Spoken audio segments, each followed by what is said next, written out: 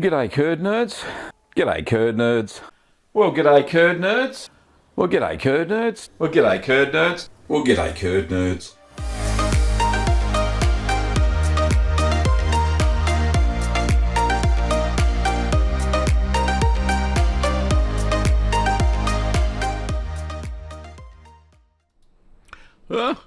Well, g'day curd nerds. Welcome back. I'm Gavin Webber and I'm the host of the show. This is Ask the Cheeseman, episode, what is it? 325. Thank you so much for joining me today on this cold, wet Melbourne morning after a week of spring, and now it's back to winter again. That's just the way it rolls here. Big shout out to all of the financial members. Thanks to new YouTube members, Kerry, the Nightly Scarling, Darren, Leslie, and Sophia. Thank you so much. And everybody else there listed on the page. Fantastic to have your financial support. And to Susan, new patron this week, and to everybody else there who supports me over on Patreon. It's with your support that the show continues, so thank you so much for donating a little bit of your finances to keep the channel on track. So thanks very much. We would be amiss without saying hello to a few people before we start, of course. First person to say g'day to is Shauna. She's the early bird this morning. G'day to Paul. G'day to, who else we got there? We got David, hello David, and Patricia, and we've also got Sadie in Istanbul, we've got Anthony, and Pestilence, goodness me, some great names there. We got Michelle, hello Michelle, love to see you. We got Gero, let's say Gero. Thanks, mate, in Minnesota. I've also got Cool Cat over in the UK. We got Lamasaurus, first time. Nina, g'day Nina. And Herb has just joined the chat. And so has Matt. Hello, Matt. Lovely to see you, mate. Tony and... and Jeffrey. Hello, Jeffrey. Anthony says, what is it? Did that work? Yeah, membership. There we go. Member. You get a little special badge and everything. I don't know what happens when I do this, but I'll put it in. Gavin, it's awesome. Oh, thank you, Anthony. You're a funny man. All right. Yesterday, for those who I didn't put on any socials. Yesterday, I drove 4 hours. And I tell you what, that was the wrong thing to do, because I'm bloody feeling it today, I tell you. But luckily my car has heated seats, so guess what? It didn't hurt as much as I thought it would. I drove for 4 hours, well, 1 hour 45 minutes there and 1 hour 45 minutes back, to pick up some cheese making equipment from a lovely man called Lindsay. And Patricia has done a super chat. Thank you so much, Patricia. There we go. And the curd nerd light's going off like a frog in the sock. For those who are new here, if you do a super chat, the light goes. And the curd nerds rejoice, of course. Thank you, Patricia, for the $5 Canadian. Appreciate it. Anyway, back to the story. So Paul, what the heck is the photo? No, Lindsay is his name. There we go. Nice guy. So he recently stopped cheese making and wanted to give all of his equipment away. So I gladly picked it all up. And you can see there's me and Lindsay. And it was a nice little meeting. We had a chat about cheese for about 15 minutes. We loaded the stuff into the car and then we were away. I will be showing all of that equipment that he gave me in a video very, very soon. So that was fun. I'm suffering for it today from my back and my legs, but all in the name of cheese, of course. What else we got? There will be a goat cheddar taste test this week because I'm busting to get into that cheese because it looks pretty good. I'm nearly finishing touches on Triple Udder Blue and the Comté process video because, as I mentioned last week, the Comté cheese was neglected. So during my illness, so it didn't turn out the the rind busted and it smells horrible. And I didn't turn it for like 5 weeks and it stayed in its little box and was shocking. So, Jeff has... There we go. The automated part doesn't seem to be working at the moment, but there's Jeff. Looks like he's got his guitar going there. Very nice, mate. But there's the curd noodle light, and thanks for the US $5. Appreciate it. Anthony says, I love that National Sarcasm Society t-shirt. We need your support. Yeah, that cracked me up. When I met him, I could see he was a funny guy. Now, one thing I do ask, and I know it's a little bit early in the show, is your cheese photos. This week, unfortunately, there will be no gallery because I have no photos to show you. So we can have a sad face now. I don't know, there's not one in the chat. But anyway, there's a sad face.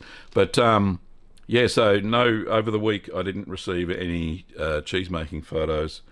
So yeah, there won't be any gallery, so I'll be talking longer. So I have to find another 15 minutes worth of stuff to talk about. But hopefully you'll pop the questions in the chat and that'll make it easy for me. Okay. What else? And last but not least, what did I do? Recently I did a seminar. You might have remembered I talked about this last week or the week before, that I did the King's Trust Australia Enterprise Accelerate course for a whole week. I was sitting here in front of a camera, and yeah, we were talking to each other and we're learning about how to make business better and all that sort of stuff. One thing they did mention, and I had completely forgotten about, was Google reviews. So those of you, the Google 5-star reviews, so those of you who, well, everybody's probably got a Google account because they're watching me on YouTube, but anybody who has ever bought anything from our shop, Little Green Workshops, could I please ask you to drop a review? I put the link just in the chat just then on our business page. That'll just take, the link takes you just to a little pop-up box where you review Little Green Workshops. Good, bad, or otherwise, I don't mind. Hopefully more good than bad, because, I stand by our service and all that sort of stuff. So, yeah, that'll really help boost business when people search for, the stuff that we sell, the cheese-making stuff and soap, candles, bath bombs, all that sort of good gear. So, just a little shameless plug there. Please, if you have ever bought anything from me, whether it be an ebook, a course, what have you, anything cheesy, if you could find your way to do a review, that would be absolutely fantastic. I would really appreciate it. Anyway, let's get on with the questions. So we do have one, and it's from Patricia, actually. Says, folks on the Learn to Make Cheese Facebook group often mention feeding failed cheeses to chickens. Did Mrs. Potts, who is my chicken who's passed away, eat your failures? Well, she did not. Well, early on, yes. So early on, when I had some failures or cheeses didn't turn out quite right, she did actually get to eat some, along with the other chickens. There were many chickens. We had 14 at one stage. We had a chicken coop called Cluckingham Palace, and Kim did a really cool sign for the above the gate of the chook house, and it's actually it was where the studio that I'm recording in right now stands now. So the chook house is gone, right? Anyway, we had some residual chickens that we put in a pen over the other side of the veggie patch. So we had 2, 3, three chooks, and slowly they all passed away. And Mrs. Potts was, well, she lasted a long, long time. I think she was like 9, 10 years old, something like that. And for an Isa Brown chicken, it's quite unusual. Did she eat my favourite? Initially, yes, but the last 2 years of her long, long life, she got really fussy.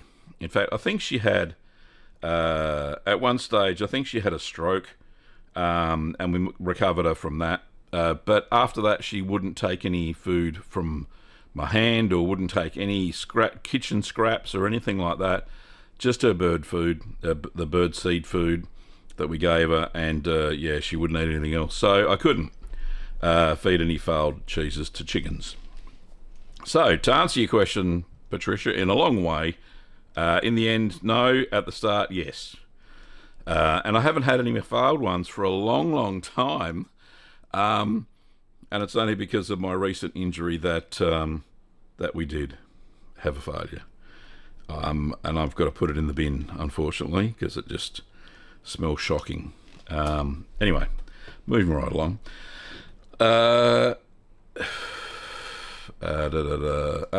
Michelle says, I made jalapeno cheddar this morning and steak jerky this afternoon. Congratulations. Very nice. There is another question. Where was it? Where the heck is it? There it is. Paul says, I just wonder, Gav, how do they make cheeses without the cultures that we purchased today and moulds, blue, white, red, for example? Just interested. Right, so raw milk back in the day, well, still is today, is full of amazing bacteria. Some good, some very bad. So when you make cheese with raw milk, all of the lactic bacteria that we now add in to the milk, because the milk that we mainly get is pasteurized, was already present in the milk. So when they simply added the rennet, using the fourth stomach of a ruminant, that contains rennet, and you dry it out, salt it, and cut it up into bits and add it to your milk, and that coagulates the milk. So so it was already there. It was already in the natural flora, and also the moulds are also natural to environments, and it's just factories or culture manufacturers that have managed to capture and breed these moulds and cultures.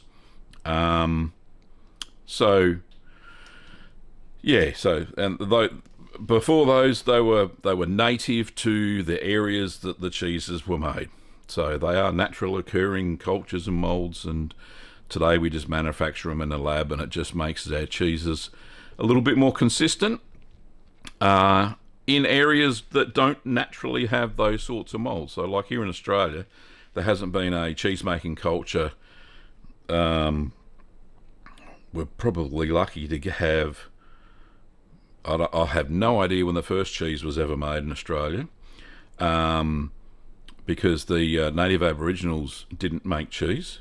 They didn't have any ruminants to milk here in Australia. They weren't native. And it wasn't until the English came along in the first fleet. There may have been some cows and goats for milk. I don't know if they made cheese, maybe some sort of cottage cheese. But the lactic bacteria weren't, and moulds and stuff weren't native to Australia. So as far as terroir goes, or the environment, or the flavours from the environment, it's something that people have had to work on here. Anyway, there you go. So hopefully that answers your question, Paul. And next question is from David. Says, question, I followed your instructions on making canned blue. I had the same problem as you did in the video. No significant white mould. I have not opened it yet, but what will I end up with? Well, probably the same as I did, David. A very, very nice blue cheese. Soft, gooey. It's a bit like Gorgonzola Dolce, where it's, you can scoop it with a spoon. It should be very, very nice. So, as far as the instructions for canned blue go, I still stand by the recipe. The white mold seems to take ages to grow, and you have to have just the right environment. And I certainly didn't, and maybe that's what's happened with your cheeses. But over on Mary Ann's channel, Give Cheese a Chance, I'm just trying to remember, she does an amazing Cambenzola, which is almost the same as canned blue. And she has very, very specific instructions on how to get the blue inside and then how to get the white mold on the outside and have a consistent white mold coating on the outside with good blue development in the middle. So go and check out her channel. It's called Give Cheese a Chance. Mary Ann's her name, and she does pretty good videos on cheeses that I don't necessarily cover most of the time. So go and check out Mary Ann's channel. It's called Give Cheese a Chance, and you'll see that there is a very good Cambenzola. Patricia says, just a comment, I was so chuffed to see Fundy Fog appear on the most recent Curd Nerd newsletter. Thank you for keeping the fog alive. No problems, Patricia. The reason it featured was because I was looking at what the most recent video that I released, and well, there wasn't one. So normally I put the most recent video in the Curd Nerd newsletter, which is a weekly mail out that I do, and you can sign up. Where can you sign up? Let me have a look. I do have a link for it here somewhere. If you haven't already, links in the chat. So it's the weekly mail-out newsletter that I do. We have the latest video, or a video that I produced recently, and I had very fond memories of making the Fundy Fog, Patricia. It was a lovely little cheese, so much fun. So I decided it had, excuse me, it hadn't been featured before, so I thought, why not? Why not feature it in the Curd Nerd News? So, if you haven't signed up for the Curd Nerd News, please do so. It's free. You get a free weekly newsletter. Yes, I do put some marketing stuff in there, like product of the week, or new products, or products that I've got back in stock after a long absence, like the artisan cheese kit that you can see over there. Took me about 2 months to get some more of those, but I've got some back in stock. Anyway, thank you, Patricia, and I'm glad you were chuffed. It was a great recipe and a great cheese. I loved it. Titus says, will tripe work as a milk curdling agent? No, it is the stomach of a cow, but it's a fully mature cow. And fully mature cows don't digest milk, they digest grass. And hay and that sort of stuff. So their fourth stomach, which is called the abiasum, if I get that right, does not contain any rennet. So it's only babies. So calves, lamb, what do they call them? Yeah, lambs and kids that are still unweaned have produced rennet in that fourth stomach. So no, tripe will not work. But it looks like you love tripe there, Titus, and yes, and again, you have a love affair from tripe. Oh, goodness me. Nicola in South Australia says, good morning, Gavin. Off to milk goats. We'll listen later. Thanks, Nicola.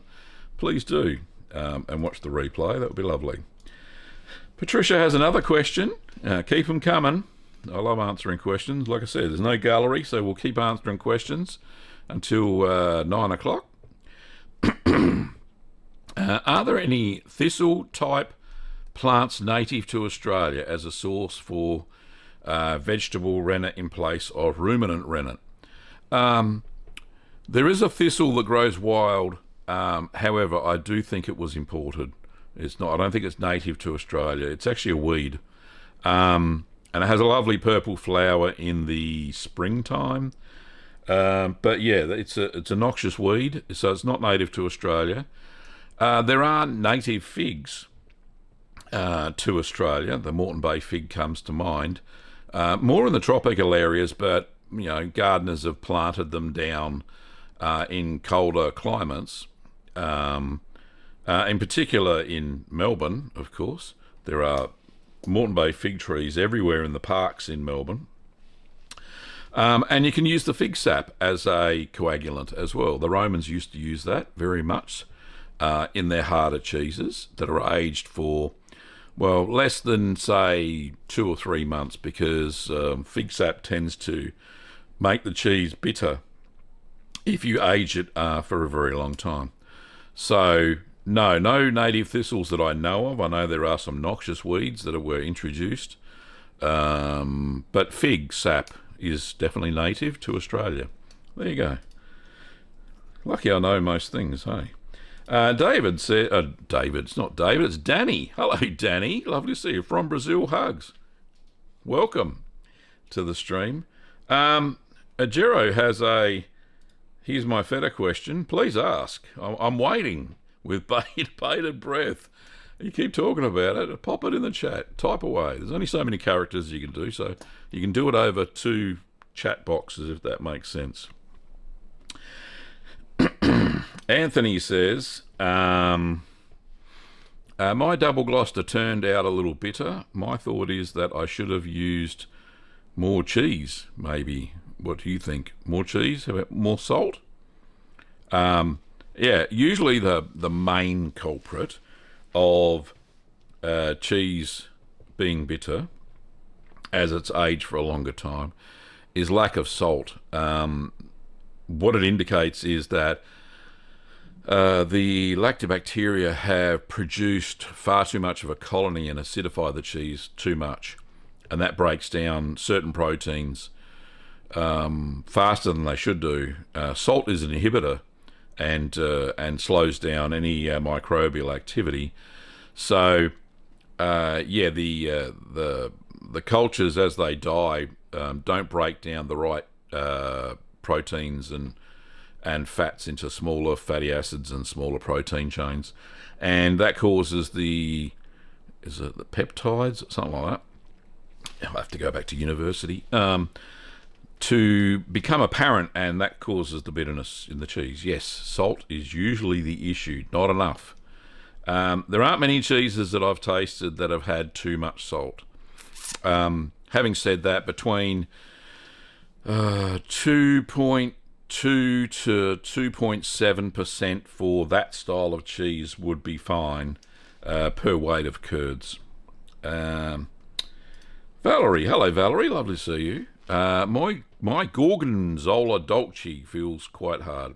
It's in a separate cheese cave with an ink bird, and it's covered in a box. It's about 5 weeks old. Should I brush off the blue and vac seal it? No. So it needs to be a bit more moist, obviously. If it's hard, the blue hasn't started to break down the proteins to make it gooey, as Gorgonzola Dolce tends to be softer. Don't vacuum seal it, please.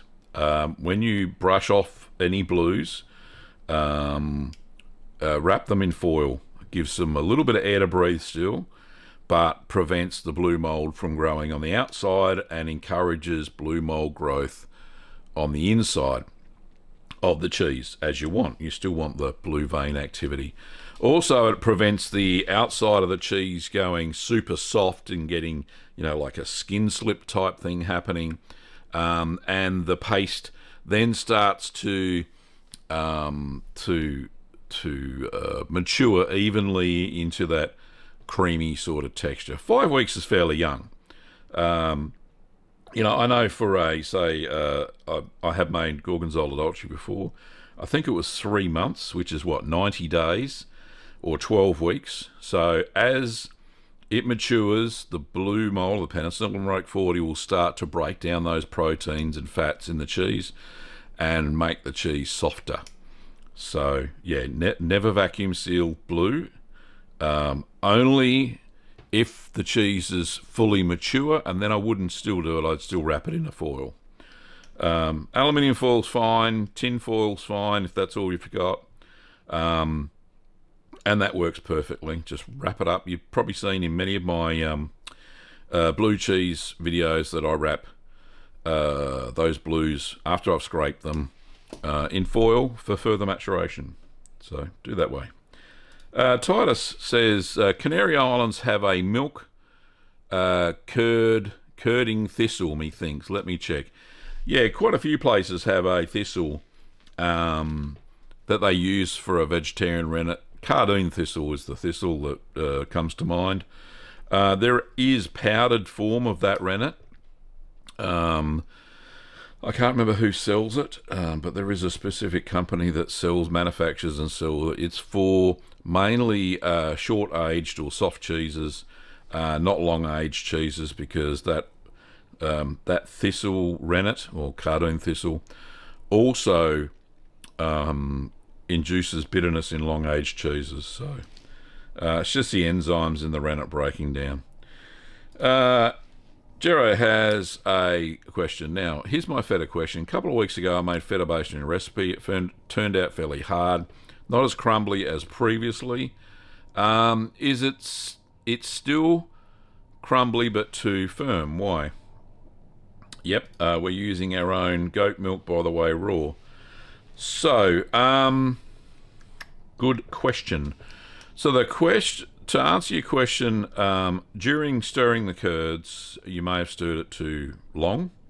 You could have cut the curds too late in the process. It's best to use the flocculation method if you can.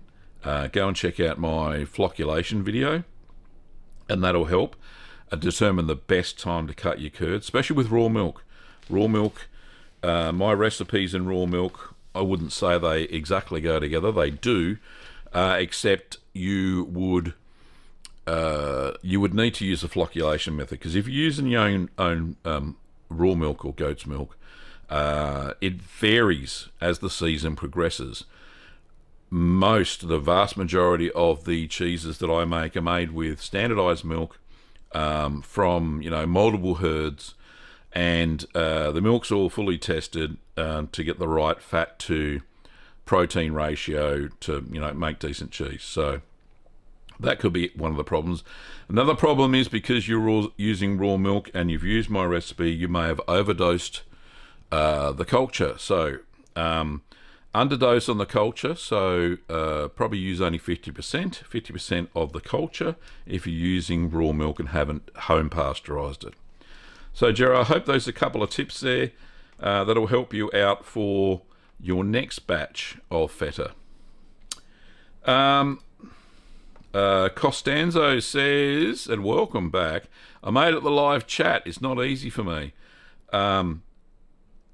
But thanks for joining. I really appreciate it. Georgia says, American Farmstead Cheese by Paul Kinstead has information on making rennet and calculating strength for how much to use for amount of milk. Info on making cultures for raw milk. Yeah, that's one of the books that I haven't got from him. I got the other one, which is his The History of Cheese Making book. That was a fantastic read. I really enjoyed that book. But I'll have a look at that one. American Farmstead Cheese. Yeah, one of the things that I learnt when I was spent that day working at the Long Paddock Cheese, I also found that they actually used dried calf stomach. Dried calf stomach. Hang on, I need a glass of water. Yeah, dried calf stomach. They called it. It was a French word, caillou, I think they called it. That was their version, and yeah, we snipped up dried bits and put it into this. What was it? Oh, I can't remember. I haven't the video. I've got all the footage there. I'll have to release it. But yeah, it was a blend into some milk. It was into whey. We put it into whey along with some cultures to make the starter culture enzyme mix for the next day's batch of. Ironbark, which is like their Comté / Gruyere, and Yeah, so that was really interesting. But yeah, I'll look that up. Thank you, Georgia, for checking that out and popping in the chat for me. Now, C. Scarsden's putting things in German in the chat. Unfortunately, I can't read it, and I don't have the time to translate. If somebody could translate that for me, or C. Scarsden, you can translate it for me in Google Translate, that would be absolutely fantastic. Right, so Guya cheese. These settlers first used dried wild thistle flowers as a milk coagulant, especially in the Sinaria. Oh, goodness me. Yep, right. I'm not going to say those Latin words. The milk used for these cheeses primarily comes from the Canary Island sheep. Thanks very much, Titus. I appreciate that. Michelle says, can you... sorry, I sent you an email about Swiss cheese picture I made for you. Should I label it as for the gallery? Yes, please. Did I get it? Did I reply back? That's the question. If you could send it again, please, Michelle, I will just show everybody how to send me. Here I am complaining, and I didn't show everybody where to send any photos. Silly me.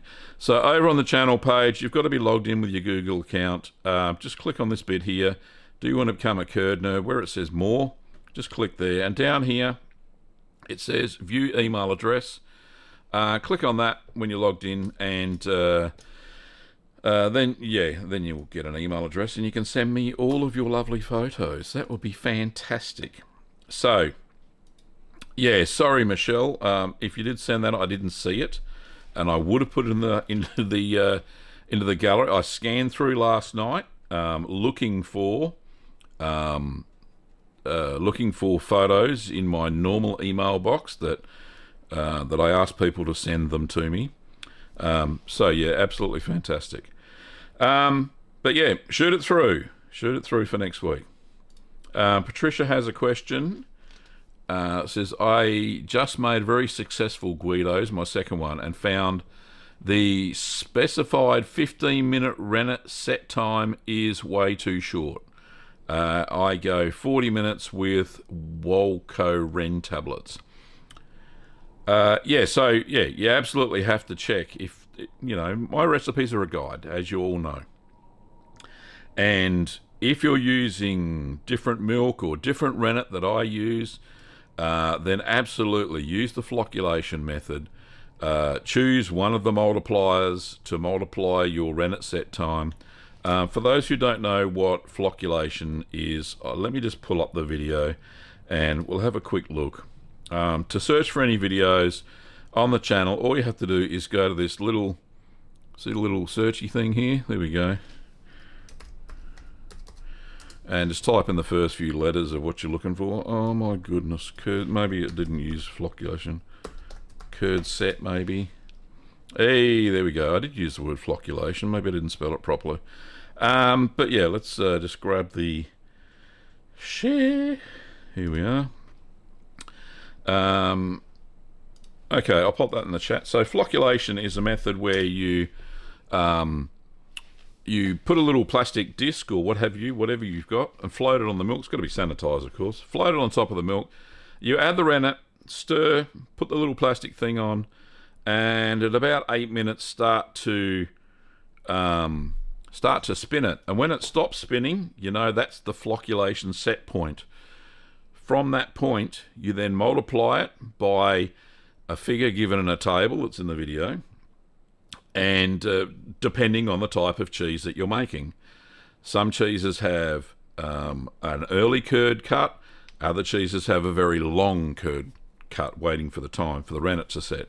And that's the best way, because everybody's milk is different, and everybody's rennet is different unless you buy it from me, of course. So yeah, absolutely, Patricia, you've hit the nail on the head. Some set times are different for different people, different rennets, all that sort of stuff. And the question continued, anybody else have issues with the short set time for Guido's cheese? I didn't, as you saw in the video, but Maybe. I'm not sure. Titus says, I support Californian artisanal cheeses. Indeed. I support the artisanal cheeses that are made locally here as well. I love them. If I can't make my own or don't have any available that I've made and have vacuum packed for long-term, storage and eating. Paul says, Gav, I made your stir curd cheddar blue 3 weeks ago and it's in a ripening box at its 90% humidity. Blue mould developing nicely. However, in the last few days I noticed some red spots. Please advise. Okay. If the rind is dry, Paul, then just brush it off. Okay, with a soft brush, and that will be fine. And the red will go away. Red mould means it's too humid, so lower the humidity down in the ripening box. Red mould survives at a really high humidity, whereas blue cheeses maybe less so. You need to lower the humidity down to about 80% to stop that red from growing. So do that. And as I said, if the rind is dry, then brush it off, and then you shouldn't have too many problems. But other than that, lower the humidity and you should be good to go. Make sure that I don't know if you've pierced the cheese yet. Hopefully you have. If worse comes to worse, what you can do to prevent any of that mould sort of growing, as it's a blue cheese, and I know with my stir curd blue, I lowered the humidity down even more because I think I noticed that some of that was going to happen on mine as well, the red mould. So that's the easiest way to do it, is lower the humidity and you should be good to go. Patricia says, sees scars and says, I made vineyard cheese again. Is it Dolce Gorgonzola? Should I try to put white mould bark on it later? Gorgonzola Dolce doesn't have any white mould. Thank you, Patricia, for the translation. Vineyard cheese, I think you mean maybe farmyard cheese. Maybe something's lost in the translation there. No, farmyard cheese is not Gorgonzola Dolce, and white mould on it later, it doesn't have white mould, so I'm a bit confused by the whole question, but anyway. And then further translation, said, I still have a big task to do. Okay, several things. So what about 6-month-old milk? And the thing with anchovies today, I have a new put. I don't understand any of this stuff. I'm sorry, but thank you for the translation, Patricia. Stop translating now is probably the good thing to do. So, sorry, Sea Scars, and don't understand anything you're talking about there. And sorry about that, but yeah. Titus says, my German translation is, I drink beer and eat cheese and lots of bread. Yum. Nice. M. Slattery says, I tried making fresh mozzarella, but it wouldn't come together like I wanted. The curds kind of lost all structure. Yes, fresh mozzarella, or quick mozzarella, as it's known, is difficult to make. It's not a beginner's cheese. If it's the first cheese you've ever made, then probably skip it and try and make a different cheese. Don't be disheartened because that cheese didn't work. Go and check out some of the other ones. In fact, I've got a whole playlist on the channel that says cheeses you should start with. Let me just go and have a quick look at that so you can see. So if we go down to... Here we go, down here. Start here. If you go on the home page of the channel, it says sweet curd cheeses. So there's a couple here. Cottage cheese, Crowdy, great little cheese to make. Skiz, Borson, lacto-free queso fresco, halloumi. Oh, you got to try halloumi. So easy to make, beautiful. Whole milk ricotta, ricotta salata, mascarpone, and the list goes on. There's heaps and heaps of videos in that very first, so this is a good place to start to your cheese making journey, and then you can move on to some of the other cheeses like the cooked pressed cheeses, the mold ripened cheeses, and there's a whole bunch of other playlists. Stretch curd or pasta filata cheeses, which you started with, are definitely not for the faint-hearted. pH and a good rennet set is the best way to absolutely start. So, alrighty, next. There we go. There's me. I wonder where the heck my face was. Right, Zadie says, my kitchen is warm over summer, around 26 overnight. Is that too warm for overnight pressing and resting? Yes, it is. So let me think. No, pressing and air drying, two different stages. So pressing it will be okay. So the cheese needs to stay warm when it is pressed, right? So when you do the overnight press for, the vast majority of cheeses, 26 degrees, no problems really at all.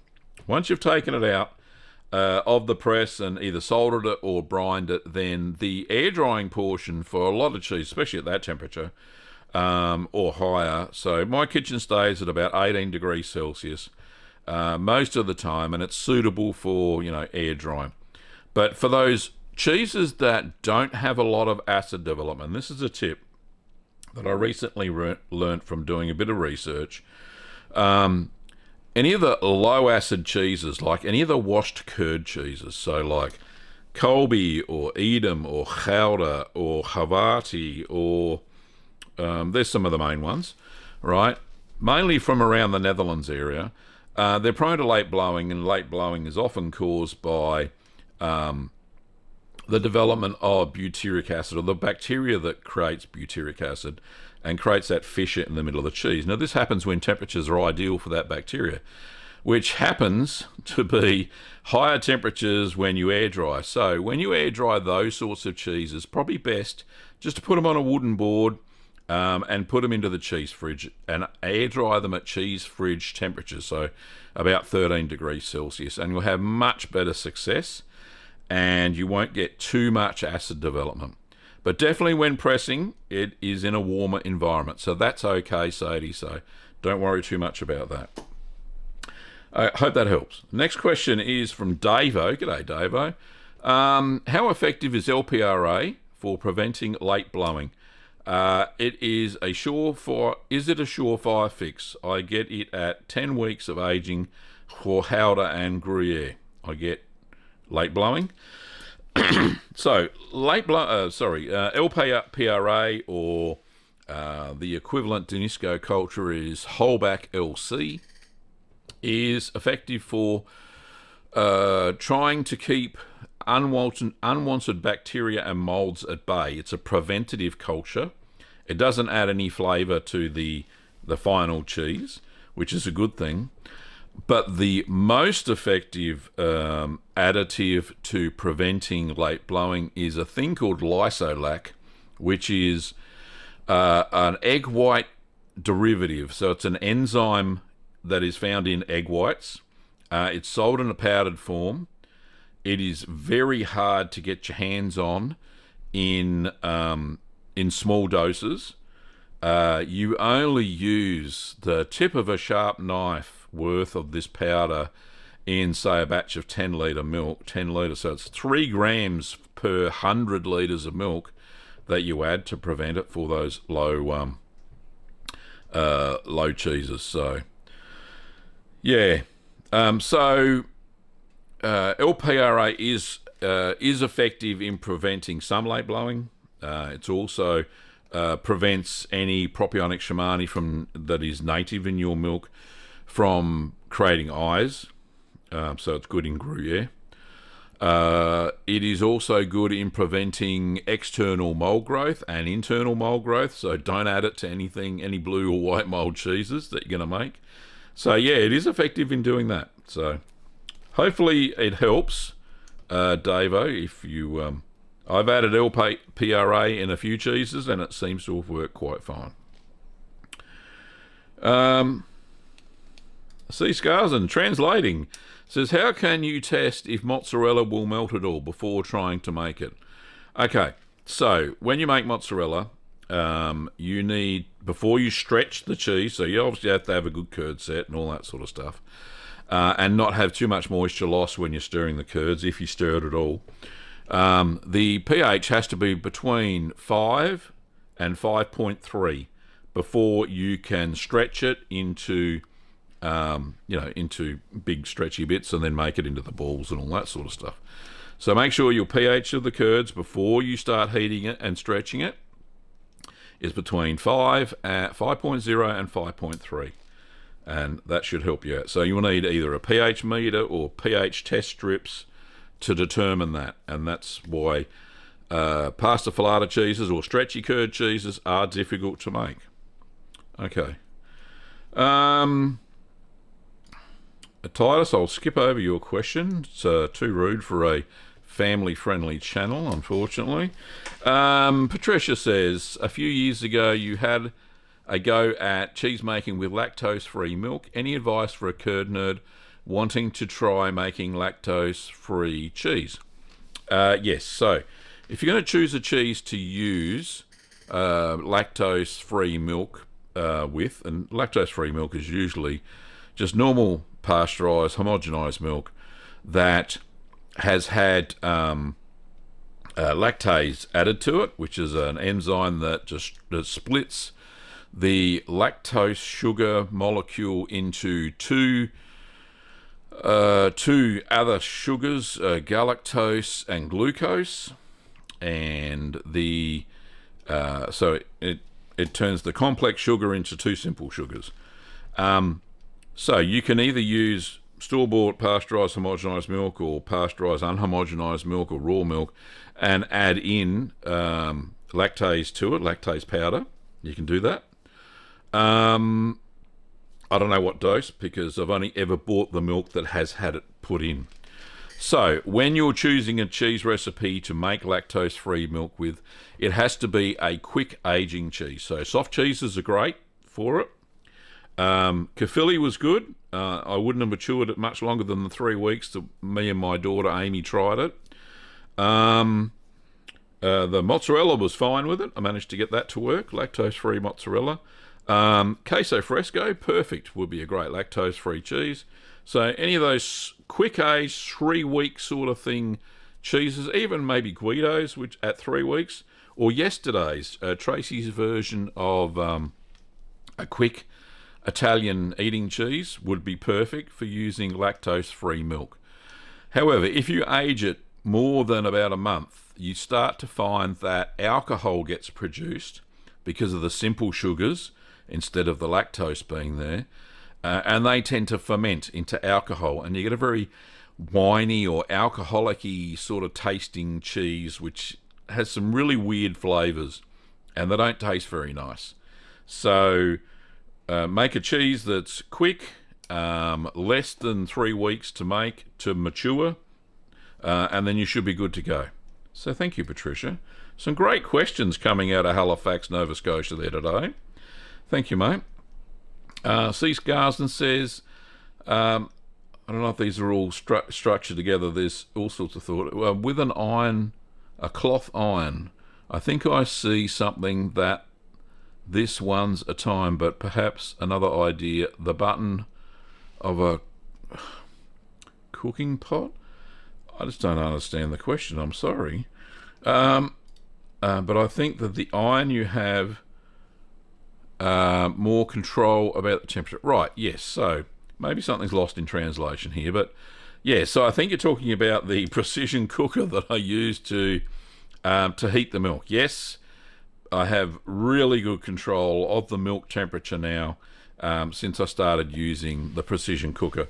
So if you're not using one, I highly recommend that you use a precision cooker to control the temperature of your milk. It is an absolute game changer for anybody wanting to make milk at home.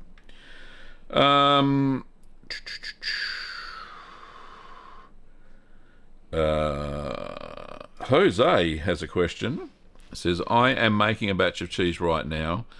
I am still with my first attempts. How is a mesophilic culture cheese activated? I'm not sure if I'm doing it the right way. Cheers. Greetings from England. Thank you, Jose. How is it activated? It's activated when it's put into the milk. Usually most mesophilic cultures these days are in a powdered, direct vat inoculated method. So when it comes out of the sachet, as soon as you add it to the milk, it starts to multiply. It starts to eat lactose. However, it has to be at the right temperature. So the temperature. Hang on, let me just pull up a information sheet I have here. If I can find the beastie, and we can all see together. Right, so pop that over there. Get rid of that. Get rid of that. Hang on. Won't be a second. There is a chart I'm using, if I can find it. Here we are. So, if we go to the second monitor. So, on the second monitor is... Can I make that bigger? That's what I need to do. There we go. Rightio. So, you can see here, here's a list of all of the strains of bacteria and what their optimum temperature range for acid development is. So, the main ones that I use is a combination of LC and LL, or Lactococcus lactis subspecies Cremoris, and Lactococcus lactis subspecies lactis. So the premium temperature range is between 25 and 30 for producing lots of acid. So if your mesophilic culture is added to the milk around about those temperatures, then you're spot on. You'll get premium acid development. Now, we don't want too rapid acid development, so a little bit higher is fine. They actually survive up to about 38 degrees Celsius. And you'll see most cheese-making recipes say to add the thermophilic culture at about 31, 32 degrees, which is the top end of their acid-making optimization, if that makes the right word. So that curbs some of the acid development. So absolutely add your milk at the right temperature ranges.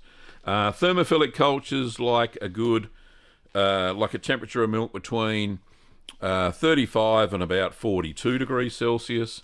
So I hope that all helps. So how is it activated? You add it to the milk. You're doing the right thing. Sprinkle it over the surface. Let it rehydrate for 5 minutes. Just check how I do it on the vast majority of my recipes. You'll see that there's a little process there where I go through and sprinkle the the cold starter culture powder over the surface of the milk. Put the lid back on. Wait 5 minutes until they're rehydrated, and then stir them into the milk, and then go about the normal acidification time before you add the rennet. So yeah, you should be doing it like that, Jose. Hope that all helps. Okay, we've got 7 minutes to go. So throw some more questions in if you can. But don't forget that if you want to support the show, one of the things I'll ask you to do today, not buy anything, well, you can if you want, from Little Green Workshops, but what I ask is to, if you've ever purchased anything from us before, absolutely would be chuffed to bits if you could do a review. Let me see if I can find that link again. Gav, where did you put it? So a Google review would be absolutely stellar. Where the heck is it? Here it is. Right. Links in the chat there. So pop in a Google review if you've ever bought anything from us at Little Green Workshops, whether that be one of our courses, any of my ebooks, any of the cheese making supplies, kits, all that sort of stuff. I'd absolutely be chuffed to bits if you found the time to do a review for us. So pop that in if you got time. That's all I'm going to ask for this week. Georgia has another question. Let's have a look. And says, I did not find info on growing red mold, but rye bread naturally grows blue mold. Citrus fruits lemons naturally grow white mould, or scrape mould from cheese types on agar gelatin to cultivate. Now, Brevibacterial linens, which is the red mould, is naturally found between the toes of a human.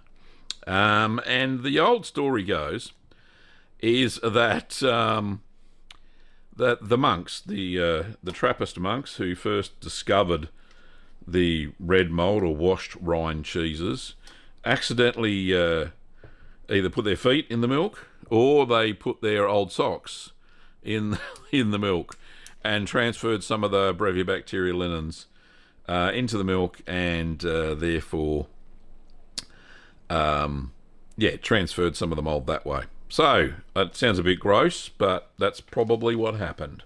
And yeah, you cannot grow red mould yourself unless it's between your toes.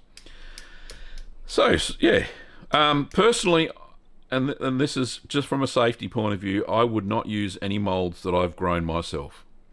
You do not know what moulds are in your native environment, even though it might look like the blue mould or Penicillium roqueforti that grows in the rye bread. Rye bread is a fantastic medium for black mould as well, which is actually toxic. So I would not grow my own moulds on anything.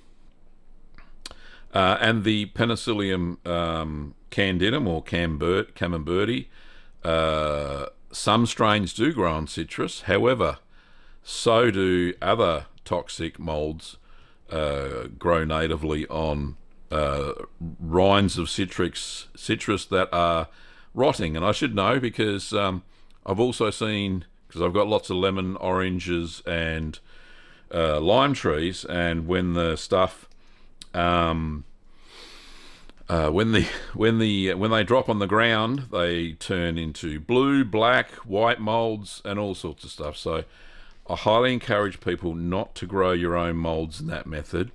And this is not a sales pitch or anything. It's not that I want you to buy moulds and stuff from me. It's just safer that you don't harvest toxic moulds and put them into your milk for cheese making. So safety first, everybody. I would not like to see anybody get sick from making their cheeses from my recipes. Patricia says, and it's probably a very good point, perhaps the monks used their socks as cheesecloths. Indeed. That is maybe what happened. Or they could have wrapped their feet in bandages for whatever reason, using them as socks. We're talking about the Middle Ages. And then unwrapped the bandage and used that as a cheesecloth. Maybe. So, who knows? But yeah, how it got in there, I have no idea. Graham W., lovely to see you, mate. Put down my first cheese yesterday following your Colby recipe. Any advice for getting a more uniform shape when pressing? Yeah, it depends on what you're pressing, how you're pressing. So I find that the press and the mould that I use, the main one that I sell, is a 165mm or a 6.5-inch mould diameter across the top. A little pressing plate, and it has a knob on the pressing plate where I put the spring. The spring doesn't move. When I put it into the spring press, there are no hassles. It rarely goes wobbly. Making sure that the curds are even when you put them into the basket is, or mould, is one of the best ways to get a uniform shape. Don't have too many on one side because the pressing plate or the follower will tend to go sideways when it's got a bit of pressure on it. So, or you can buy a mould with a. Do I have one?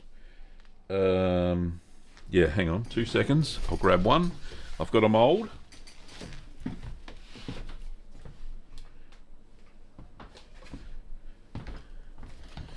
Now this is, I don't sell it or anything. This is one I got from Lindsay yesterday. And I noticed that, I don't know if you can see that in the camera, but it's got a curved rim on the follower, and same, it's a bit dirty, but and on the bottom, it's curved as well. So as you add pressure, and it's got a nice thick part on the plate, right? So very hard to go sideways on some of these moulds and get an uneven pressure, because it just won't go that way. Anyway, that's just some suggestions, but like I said, the one I'm using, the mould I use, the 165 one for 10 litres of milk, kind of helps you stop it from going a bit wobbly. Anyway, that was the last question. Thank you, Graham. Yep, okay, so no more questions. I will wrap up the show for today. Thank you so much. If you can do a Google review, that would be fantastic on the Little Green Workshops business. I put the link in the chat. Hope that helps. I'll also put the link down in the description for the archive video. But if you're really busting to support the show, other than, you know, donations on Patreon or joining via YouTube memberships, you can buy some merch. We do... Oh, what's going on here? Goodness me. Right, you can buy some merch. There's a nice cup behind me face. Keep calm and make cheese, or the Certified Curd Nerd shirt. You can pick that up at... Oh, did the link come up? merch.cheeseman.tv. You may have seen back in the old days that there used to be a merch shelf down the bottom on under each video. Well, that's broken. My feature is broken because I changed to a different merch provider, and YouTube in their wisdom don't seem to want to show any of the merch, so you'll have to go to the link, unfortunately. It's also down in the description, merch.cheeseman.tv. Pick up yourself some merch. If you're in Australia, it actually ships from Australia, most of it anyway. So that's really cool. All right, well, thank you for watching Curd Nerds. It's been fantastic chatting to everybody. If you've got cheese photos, send them in. Saves me voice. Got 15 minutes there worth of photos to show, so that'll be absolutely fantastic. Send them through. I showed you the address. If you didn't see it, just wind it back and you can have a look. But until next time, stay fresh, cheese bags, and have a great cheesy week. See you later.